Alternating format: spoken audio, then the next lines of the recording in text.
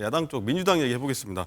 민주당 쪽에서는 어제 간밤에 굉장한 좀 의미심장한다고 할까요? 그런 일이 벌어졌는데 이재명 대표 사법 리스크 계속 문제가 되고 있지 않습니까? 여기서 사법 리스크 정점에 있는 인물입니다. 이 재판 대장동 재판의 정점.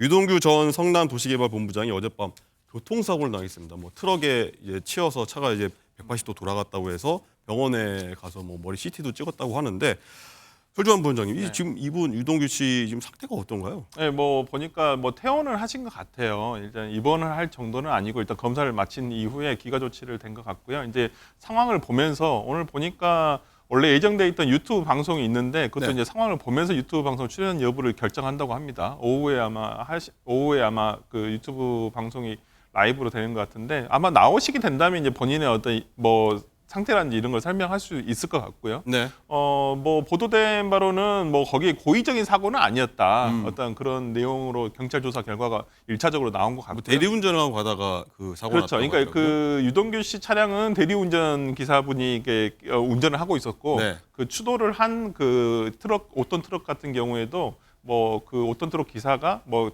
고의로 한 것은 아니고 과실로 한 것이다라는 것이었고요. 뭐 시간상이라든지 그 도로가 뭐 한적한 도로가 아니었기 때문에 저는 뭐 고의적인 이거 좀 뭐 이 사고 이후에 나온 어떤 기사의 제목들은 굉장히 조금 네, 뭐 네.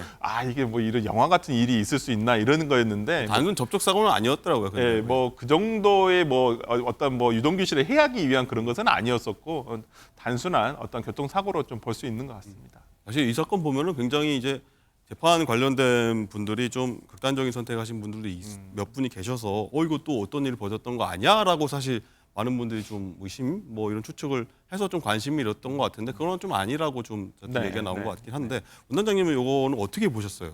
근데 뭐 면밀한 조사는 필요할 것 같고요. 사실 상황이 굉장히 공교로운 건 분명합니다. 이번에 김용 사건 재판에서 판결이 났을 때 그 유동규 저분의 이제 진술이 결정적인 증거 자료가 됐거든요. 근데 그 전에는 어떻게 이제 유동규 진술의 신빙성을 탄핵했냐면 유동규 씨가 진술을 번복한 거예요. 그 전에는 이재명 측에 유리한 진술을 하다가 그걸 번복하면서 이제 그 불리한 진술을 하시고 추가 제보하시고 이랬는데 그런 번복 때문에 유동규의 진술을 증거로서 인정하면 안 된다라는 게 그동안의 기조였고 그런데 네. 이번 재판에서는 인정이 됐어요.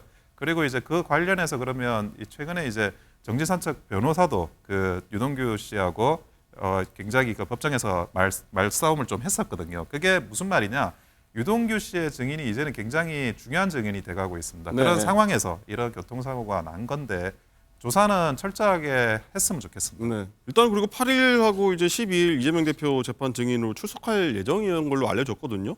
재판이 뭐 어떻게 연기되리라 보십니까? 어떠십니까, 원장님? 저는 뭐 이럴수록 사실은 그 연기 안 되고 제대로 좀 재판이 진행되기를 바라는데요. 무엇보다 이제 그 유동규 씨의 건강이 가장 염려되는 부분이고요. 네. 본인이 이제 진술을 뭐 적정하게 할 수 있는지 제대로 그 부분에 대한 좀 체크를 하고 연기되지 않은 상태로 반드시 진행됐으면 하는 게 소망입니다. 알겠습니다. 자, 민주당 강성 지지층 얘기, 이재명 대표와 관련된 얘기를 한번 넘어가 보도록 하겠습니다. 민주당 강성 지지층들이요. 일단은 이낙연 전 대표가 이재명 대표에 대한 공세를 높여가자 출당 요청 청원을 이어갔었는데 이전 대표, 이낙연 전 대표가 이렇게 말했는데 한번 듣고 오겠습니다. 그러니까 어떻게 지켜보세요? 심경이 어떠십니까? 예. 당에서 몰아내면 뭐 받아야지 어떡하겠습니까? 몰아내주기를 혹시 바라십니까? 뭐 바라는 거 바라기야 하겠습니까? 그러나 당원들이 그렇게 하고 당이 결정한다면 따라야죠. 뭐 당에서 나가면 어쩌겠나라고 약간 좀 내려놓은 듯한 약간 그런 차분한 어조로 말씀하셨는데 설주환 부원장님 일단은 이 출당 청원 글이 어제 삭제가 됐더라고요. 네. 그리고 이재명 대표가 또 오후 SNS 통해서 입장 밝히고 나서 이제 삭제된 것 같은데 이 상황 어떻게 보십니까? 이건 당에서 조치를 한 거고요. 글을 내렸고요. 왜 그러냐면 각 내규의 그 징계 청원에 대한 내용은 당원 게시판에 올릴 수 없다. 이것이 당 내부 규정이고요. 그다음에 이 징계에 대한 것은 윤리심판원의 소관 사항입니다. 예. 그렇기 때문에 출당이라든지 징계 요구에 대한 내용 등은 당원 청원 게시판에는 올릴 수 없다라는 게 당의 내규라서 저는 그렇게 조치를 한 것으로 알고 있고요. 뭐 어찌됐든 간에 그렇더라 손 치더라도 어떤 어제 이재명 대표의 어떤 통합 메시지 이런 것들이 나오면서 저는 조치가 됐다고 봅니다. 그렇기 때문에 뭐 어제 이낙연 대표의 어떤 인터뷰 저도 뭐 생방송으로 들으면서도 이제까지 이낙연 대표의 워딩으로 생각했을 때 굉장히 센 굉장히 발언이다. 좋습니다. 저도 예.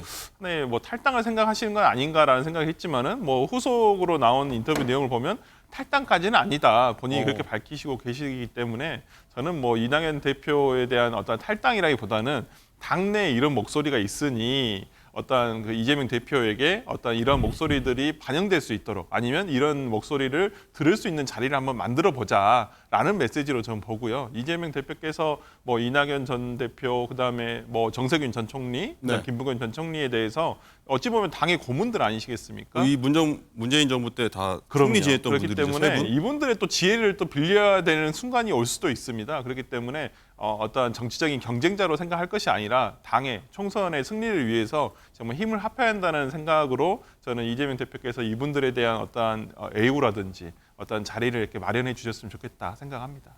일단은 얘기 들어보면은 탈당하지 않겠다고 일단은 오늘 인터뷰에서 했다고 하지만 뭐 탈당하지 마다하지 않겠다는 그런 발언을 좀 들리기는 하거든요. 일단 원단장님 일단은 이재명 대표가 통합과 단결의 정치 강조하면서 그 SNS 청원글 내리라고 했지 않습니까?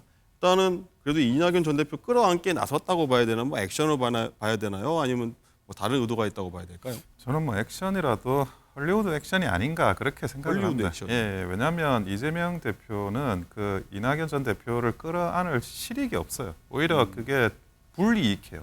무슨 말이냐면 이제 현역 의원이 민주당은 너무 많습니다. 그러니까 통상적인 물갈이라고 하더라도 물 갈아야 될 사람이 너무 많은데 그걸 친명을 희생시키면서 비명을 이제 공천을 줘서 뭐 현역 의원을 유지시킬 수 있을 정도로 그런 녹록한 사실 이재명 대표의 상황이 아니거든요. 네. 그런데 그런 물갈이 와중에서 그러면 이낙연 전 대표나 또는 비명계를 얼마나 뭐 냉정하게 살려둘 수 있느냐 그러기도 어려운 상황이에요. 그런 어려운 상황에서 그러면 지금 어떤 이야기를 하든지 립서비스 형태가 될 수밖에 없다고 보여지고 사실은 실익적인 면 때문에 명분을 무릅쓰고라도 병리평 뭐 비례대표로 회귀하려고 하는 그런 이제 움직임도 있지 않습니까? 그런데 지금 이재명 대표가 이낙연 대표를 품는다는 것은 그 친명계 전체에서 이익이 전혀 되지 않기 때문에 저는 뭐 결과적으로는 어려울 거라고 봅니다.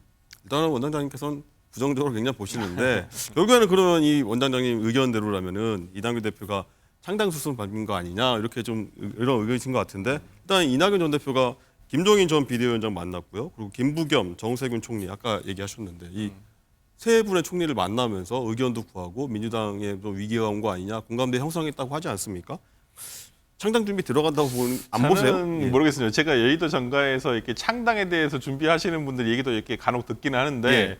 아직까지 이낙연 대표의 신당에 대해서 얘기하시는 분이 없는 걸로 봐서는 이게 신당으로 갈지는 모르겠어요. 그러니까 이낙연 전 대표를 이렇게 어떤 정치적 동지로 생각하는 분들의 지금 뭐 당원 모집을 하고 있다라는 뭐 부분도 있어요. 네, 그런 부분 저희도 들리기는 들리기는 하더라고요. 합니다만은 그게 이낙연 대표가 힘을 실어서 아마 중심이 돼서 만드는 신당은 저는 아니라고 보고요. 아직까지는 저도 잘 모르겠습니다만은 근데 현재 이낙연 대표라든지 저 세 분의 총리께서 어떤 이 민주당 밖에서 이 부분을 하겠다라는 것은 저는 아직까지는 좀 실현 가능성이 낮지 않느냐라는 생각이 들고요. 근데 그렇지만 민주당으로서는 만약에 이분들이 어떤 신당을 꾸려서 나가신다고 한다면 굉장히 큰 타격이 옵니다. 그러니까 예를 들어서 호남 지역을 기반으로 해서 신당이 나온다라고 하더라도 예를 들어서 호남에서 어떤 지역구 의원을 배출할 정도의 어떤 지지율을 끌어내지는 못할 것이지만 마음이 조금 약하다는 얘기도 있어요. 그렇지만 오히려 수도권에서 그 바람이 영향을